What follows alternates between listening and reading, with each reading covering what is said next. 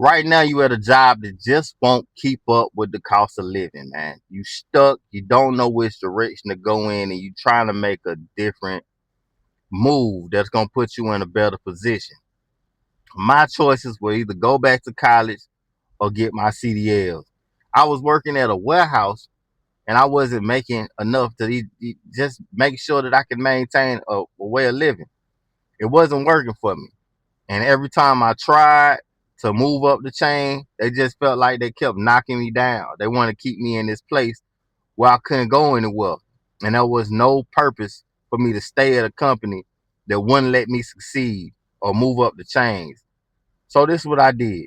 I decided to leave that job and go get my CDLs. But I didn't do it the way that you're thinking, and that's just go to this school and try to do 4 to 8 weeks and get my CDLs. It wasn't working for me. I still needed to make money and bring home income so I can work and get my CDLs. So I left that game and I went to a company that actually provides that opportunity. And a lot of companies that do CDL training, they either food service industry or LTL, which is less than truckload.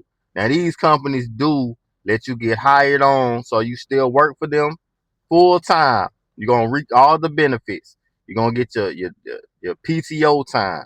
You're gonna get you're gonna get insurance. You're gonna get everything you possibly can just getting the job, but they're gonna give you the chance to get your CDLs. This is why I say go this direction instead of going to college. See, when you go to college, it's not a bad thing depending on what you're going to college for. But I went to college for a semester, and when I decided I didn't want to go back, I had to talk to Sally Mae. Sally Mae send you a letter. She want that money back.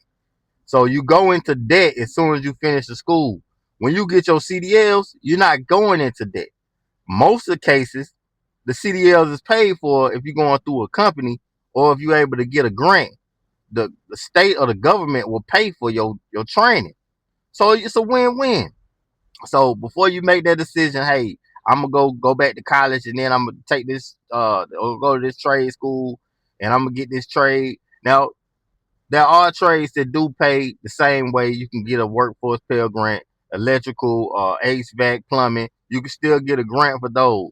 I decided to go with the CDL because the trucking industry, although a lot of people think it's dead, AI and all this generation taking over, technology has not got to the point where you're gonna see trucks driving on the road by themselves. I'm out here every day. It's no way. The human element is too big a factor and it's too large of a safety concern for you to see trucks driving by themselves. People just drive crazy all day. You never know what direction they're going in. Sometimes they might try to whip in front of you, cut you off.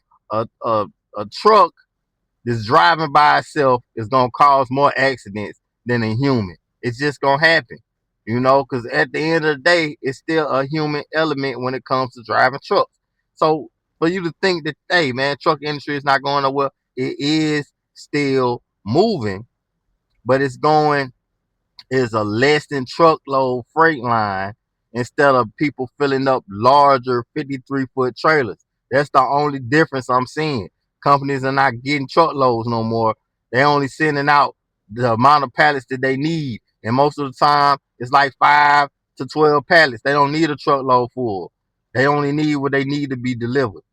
So if you're in that position and you're trying to think of a different way to get out, man, consider getting the CDLs. And if you like this video and you want to see more and get more information on how to get into the game, yo, subscribe to this channel. Walk with your boy. Like this video. I'm in for the long haul, and I want you to get bread, get your weight off. I want you to do everything you possibly can to be in a better position tomorrow. Yo, I'm out.